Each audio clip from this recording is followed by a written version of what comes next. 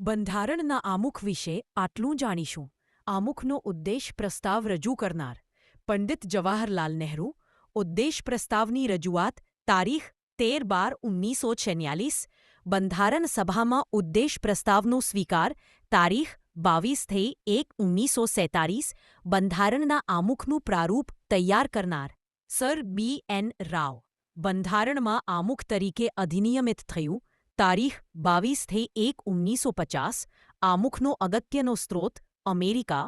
આમુખની મુખ્ય ભાષાનો સ્ત્રોત ઓસ્ટ્રેલિયા. આમુખમાં સર્વપ્રથમ સુધારો ઈ.સ. 1976.